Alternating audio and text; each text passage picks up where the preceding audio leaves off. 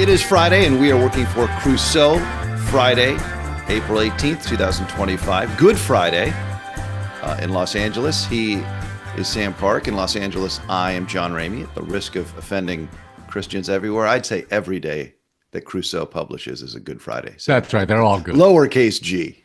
Yes, that's right. Okay, we've got dictators yucking it up in the Oval Office.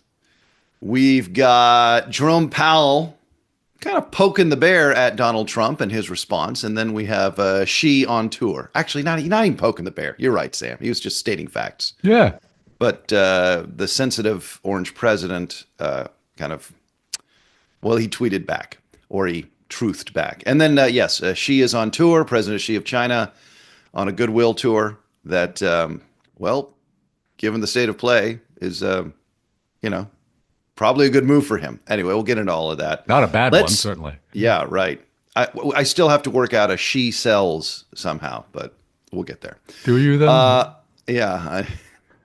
If you can't make have yourself to, up, you could. Okay, let's start with the president of El Salvador, Nayib Bukele, who has self-glossed himself the world's most popular dictator. Coolest, hippest. Yeah, right. There's a few different adjectives that get stuck in there. Yeah, he's certainly the world's first Instagram dictator, maybe. Certainly, yes. Social media dictator. All right. The Hill reporting. Salvador, I will use my term, the Spanish term. Salvadoreño president Nayib Bukele took to social media late Thursday to mock United States Senator Chris Van Hollen's meeting with Kilmar Abrego Garcia. Garcia was mistakenly deported, the Hill's verb, we will use the term kidnapped, by the Trump administration last month due to a, quote, administrative error. Van Hollen, who's a senator from Maryland, where Garcia is from, cited concerns about the status of Abrego Garcia, who fled El Salvador as a teenager due to persecution, living in Maryland, now being housed as an inmate at the Central American country's most notorious prison. And Bukele responded, Kilmar Abrego Garcia, miraculously risen from the death camps and torture, now sipping margaritas with Senator Van Hollen in the tropical paradise of El Salvador. Bukele wrote on Thursday on Twitter. His message was accompanied with images of the two embracing in a space with tables and water. Abrego Garcia was in civilian clothes. So this is the latest chapter in Bukele just brazen kind of mocking of the United States constitutional values, going back to his meeting with Donald Trump, where they just kind of joked about how, nope, we can't bring Garcia back. Yes, that was on Monday. Yeah. And Trump later said we, as in him and Bukele, need to build more prisons, maybe to house U.S. citizens as well. Yes, homegrown. Yeah. Homegrown. Like it's a soccer team or something. Or something, yes. This is obviously, as you say, just a mockery of the Constitution. And in fact, Senator Van Hollen, speaking after his meeting with Abrego Garcia, was saying that El Salvador is not only mocking, it's not only in violation of our Constitution, but of international agreements that it's made over the years. Now, I don't think that's all that big a deal, because the point is that he's acting as the stated agent of President Trump, or the United States under the direction of President Trump. And if there's anybody who doesn't care about mocking international agreements, it's President Trump. So it's, or the Constitution. Yeah, that's right. So if we're going to talk about, whose responsibility this really is, sure, Bukele bears quite a lot of responsibility as the agent, but only as the agent of President Trump in this case. And I think, there's been a lot of talk this week, as we've seen, about, is this a constitutional crisis? I'm willing to sign up for that. I'm not a lawyer. It's not really my call to make. But the denial of habeas corpus really is a bedrock principle of our constitutional governance and constitutional governance all over the world. So if this isn't the constitutional crisis, I don't know what is. Now, on behalf of Bukele, which is a weird thing to hear myself saying, Indeed. there were many people saying all through this week that Kilmar Abrego Garcia had been disappeared, right? So at least Bukele gets to sort of Yeah. counter that assertion, right? Proof of life. Yes, he's not disappeared. We can produce him. But if you can get him out of jail to meet with Senator Van Hollen, you can put him on a plane, right? So That's don't right. tell me you can't, right? The point is you won't, and you really are just mocking the entire system. I must say, speaking as an American, we have developed some kind of emotional callus to Donald Trump's repeated outrages and total unfitness for the office of the presidency. But to have a foreign leader be so disrespectful of our tradition of due process is a new one for me. Well, has he even said thank you once for the $6 million that we're paying him to house Abrego Garcia and all these other very people? good. I mean, hundreds of He people. also did not wear a tie to the That's Oval right. Office. But apparently that was okay for him. But there's one thing that I'd like to point out here before we all get finger waggy, okay, is that Nayib Bukele is by no means the first right-wing Salvadoreño dictator that the United States has supported over the years. He Yes, is but more, we had to stop communism, Sam. That oh, was yeah, different. yeah. I'm not saying it was good. I'm just saying there were at least there was some reason other than cronyism. There was a civil war in El Salvador. That's true. All right. And Bukele is worse than any of those dictators back during the Cold War. I'll give you that any day of the week. Right. But the point is that fascism is imperialism coming home. And that's what's happening here. Okay. We didn't have any problem with Salvadoreños being denied their or human rights back in the 80s. No problem for us because we had to fight the communists, right? Right. And so we didn't care if that was being done to people abroad, right? Suddenly now it's a problem when it's being done here, where we're outsourcing our penal system to a foreign country. Now, again, this is worse. Don't misunderstand me. But the point I'm making here is that this is not new, and we should Right. not pretend that it is. Look, I mean, again, not to get too domestically political, but denial of due process to American citizens happened a lot in this country's history. Yeah, that's right. So, I don't, yes, we're not going to pretend that America was perfect until it's happened. But yeah, I'm glad you addressed that. There was the context of the Cold War. And also, yeah, I just the felt right that wingers we were backing in El Salvador weren't, aiding in the disappearance of American and the kidnapping of American No, it was citizens. just their own citizens. Should we draw that distinction? I just felt that this was a missing enough. element of the No, it's public good. discourse. That's all. No, in fact, I haven't heard that mentioned once in any of these stories. Nor have I. That's why I brought it up. All right, shall we? So we touch on Trump's other guest this week in the White Yes, House. she's been on my mind. Yeah, very good. Donald Trump and Giorgia Meloni talked up the chances of a trade deal between the U.S. and Europe as the Italian prime minister visited Washington. This is the BBC reporting. Quote, there will be a trade deal 100%, Trump said, but it will be a fair deal, while Meloni said she was, quote, sure they could reach an agreement, later adding that her aim was to, quote, make the West great again. Meloni is the first European leader to visit Washington since Trump imposed, then paused, 20% tariffs on imports from the European Union. Trump has strongly criticized the European Union on trade, claiming it was, quote, formed to screw the United States, end of Yes. quotation. Yes. Again, the fact that the American people have twice elected somebody who could make such a profoundly dumb statement is troubling. Okay, well let's back up a little bit here. First of I all, had not read that quote before. I didn't he's been quite saying that that under. was weeks ago when he said I that. knew But he didn't like the EU, but I never knew he had distilled it down into something so totally incorrect. well, okay. It's First of all, remarkable. uh, Giorgia Meloni, as you say, is the first European leader to visit Trump since Liberation Day on April 2nd, Right. right? But this is for instance, Trump met, I think, over last weekend with a European Union trade delegation. So those talks have already been in motion. Uh, and Maloney actually has visited Trump since he was reelected.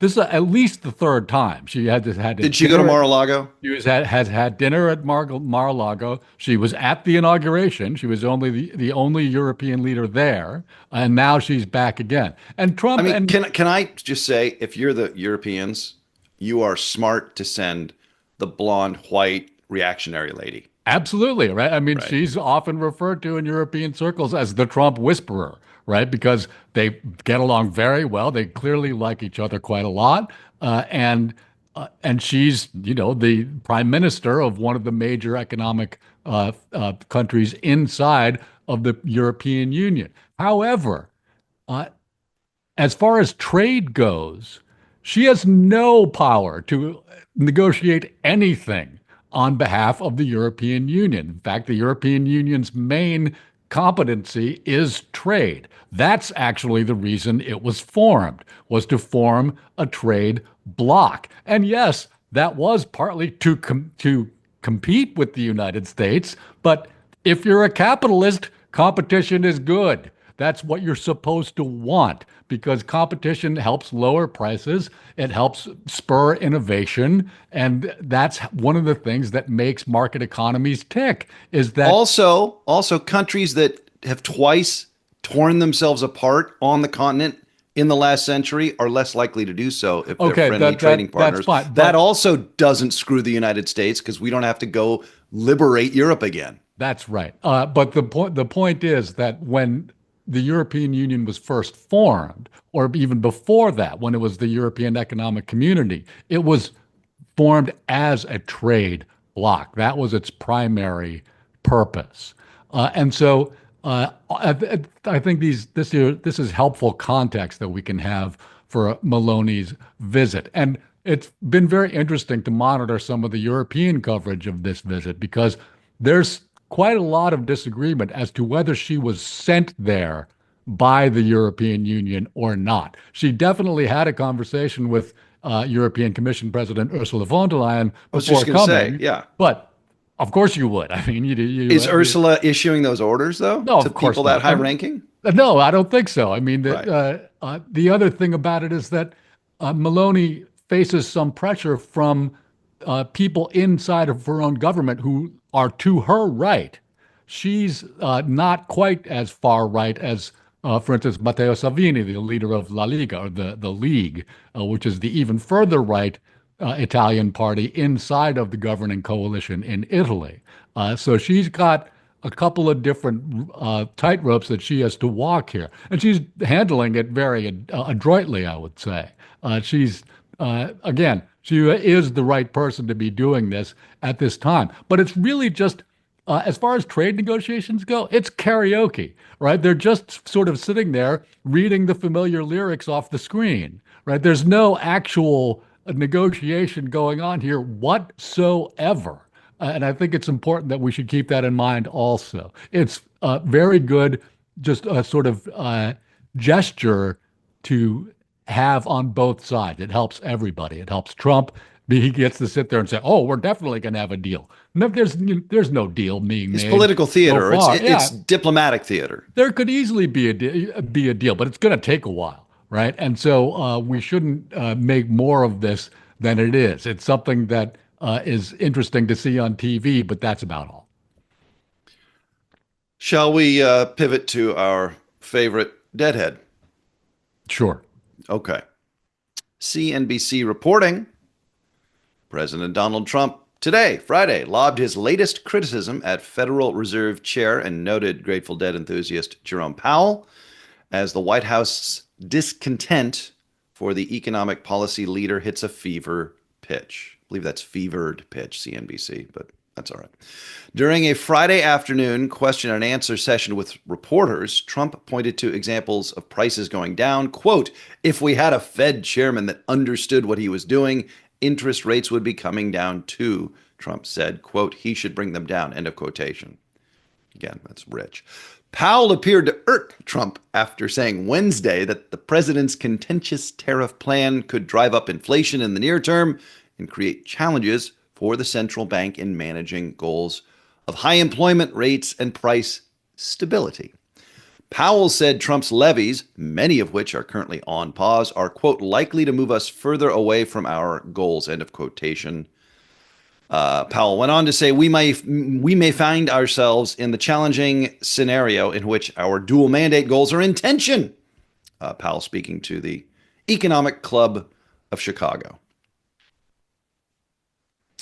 I'll let you run with the ball now, Sam. Well, I mean, he was just saying what any self-respecting chairman of the Federal Reserve would say. I mean, these are all just very obvious things, especially since the tariffs are on pause.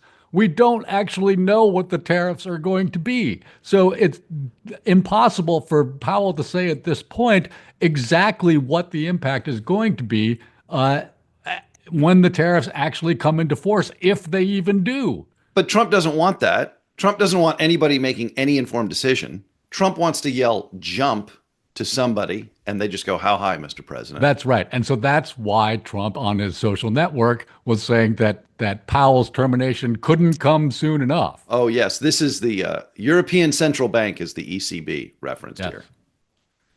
In fact, as we bring that up here, I'm going to read it.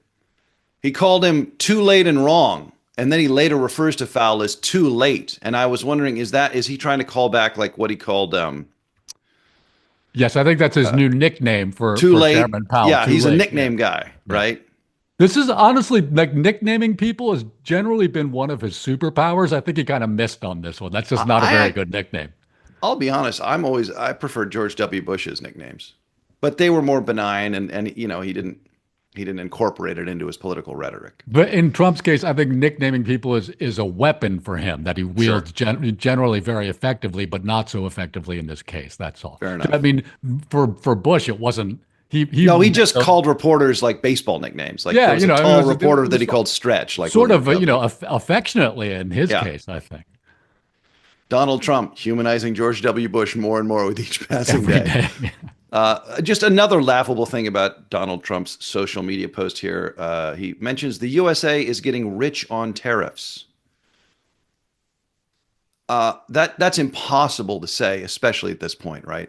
Like, well, I mean, what tariffs are in effect and what rates are they with various trading partners? And like, is that all going into some account where you can track the amazing revenue windfall these are generating? Like, it's preposterous. He's on record saying that they're bringing in $2 billion a day. Economists have estimated that the total so far since Liberation Day, some 3 weeks ago, is about $500 million. And so he's off by... In tariff revenue only. Yes. Okay. And so, I don't know where he's getting this. I think I actually do know, but it's a family show. Sorry. But right. Yeah, and just real quick, because I'm not clear on this. Maybe you're not either. Maybe we'll edit this out. But when they do collect $500 million in tariffs from various trading partners, where's that going? Is there a slush fund, a tariff checking account? It goes to the Internal Revenue Service, just like any other tariff. It goes to the IRS. Okay. Yeah. All right. Okay. But he's right that the European Central Bank has cut interest rates numerous times this year, but that's because they have a different economy from ours, right? I mean, they're one that wasn't performing as well. That's right. That they needed to get going. Exactly, and that's why you cut interest rates. So it's just like, so what? We should do the exact same thing that every other central bank does? No, that's not how this works. It's like Donald Trump is the world's worst driver's ed teacher. It's like it's icy and dark, and you're on a unfamiliar stretch of road, and Trump is like, speed up. Yes. Drive faster. And I'm happy to say that at least in some corners of the media, more often in foreign media than domestically, but even here as well, people are actually starting to pipe up and say these people don't know what they're doing, They don't. and I think that's becoming more obvious with every passing day. And I don't think that's just in terms of the tariffs. It's just that the tariffs are by far the most glaring example of that really just astonishing incompetence of this administration.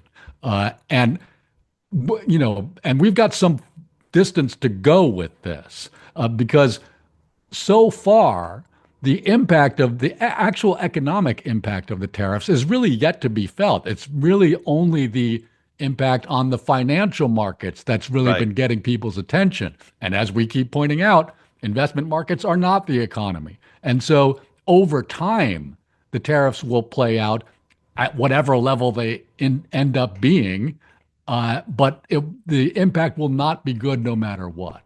Sam, as we encourage our colleagues elsewhere in the media from more establishment sources to call out the rank incompetency of Trump administration policies, I will invoke something you and I discussed earlier this week, and that is how critical condescension can be to journalism. And I would just like to say to all of our friends who are slowly but surely coming around to calling out the Trump administration, there's plenty of room over here on the right side of history.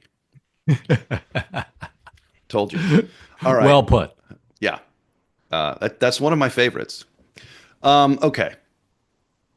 Because we have a moron running things, a relatively monstrous dictator running the second biggest economy in the world is on a goodwill tour with trading partners we have angered. Dateline Phnom Penh, Cambodia. The Associated Press reports Chinese President Xi Jinping capped a three-nation Southeast tour in Cambodia today, Friday, promoting Beijing's reliability as the region faces economic uncertainty due to U.S. President Donald Trump's tariff proposals.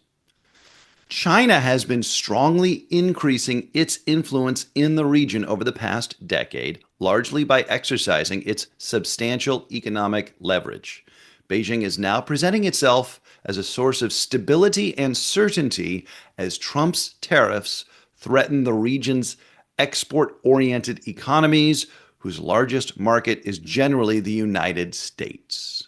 In Vietnam and Malaysia, Xi emphasized strengthening ties, particularly in trade and investment, and underscored the need to oppose unilateralism and protectionism and uphold the multilateral trading system. So, obviously, we're not talking about politics and political science and human rights, but as far as economics are concerned, Xi is the lowercase d Democrat here. It's a Okay. democratic system, right? I would say he's Or the more liberal system, he's more of an institutionalist, let's put it that way, or a whatever, but it happens to be a multilateralist. liberal post-war institution, global trade. Sure, but none of these countries, by the way, except for maybe Malaysia, but none of them is an Fine. actual democracy. So let's not sort of But he's defending and upholding a tenet of American and Western democracy in a way that we're no longer prepared to do. It's kind okay. of crazy. I think that you're stretching this too much. Okay, Okay, fair the enough. fact is capitalism, the multilateral trade predates any real democratic system that we would recognize as such. All right, so Right. I don't think that it's a democracy that he's standing up for. It's just trade, and so I we just shouldn't fine. conflate those two things, It's right? weird though. Okay, well, there is a lack of congruence where the president of China is making statements that agree more with our values as Americans than the president.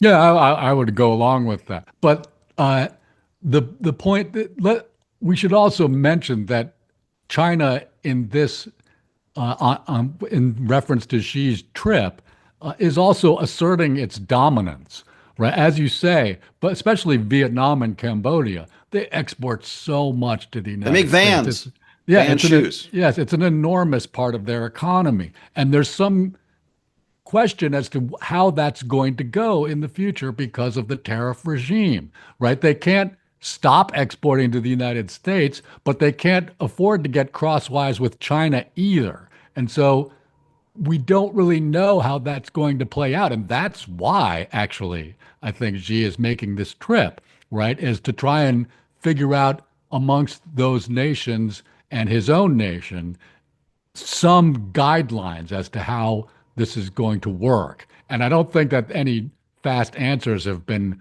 arrived at. Although Xi made both China and Vietnam made a point of mentioning after he wrapped up his trip to Hanoi, which was the first leg of this journey, that they'd signed dozens of deals during this trip, which is how it generally is done. When, the Chinese have lower level officials negotiate these deals, and then Xi makes a big show of going to the partner nation and signing all of them. And so, we don't know the details of almost any of these deals, although some of them are infrastructure, building rail links between China and Vietnam. But then, of course, of all those three nations, Vietnam is the only one that actually shares a land border with China. I mean, he's basically doing Chinese NAFTA, right? Let's Something like strengthen. that. Yeah. Yeah, let's And integrate our continental. I mean, we don't have to cross a body of water to get to Vietnam. no, we don't. But they don't share a border with Cambodia, and Malaysia is one of the nations in the South China Sea with Yeah. which they actually have a maritime dispute, by the way.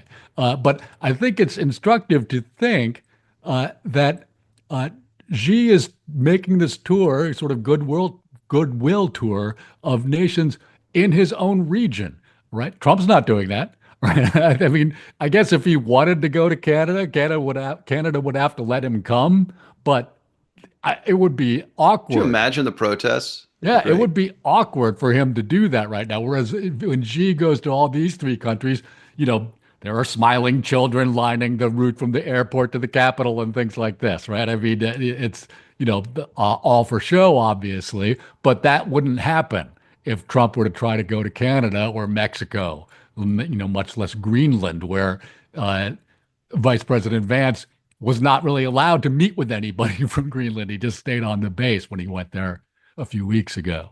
So, in Yeah. terms of who's actually an influential power in their own region, it's not us. Yeah.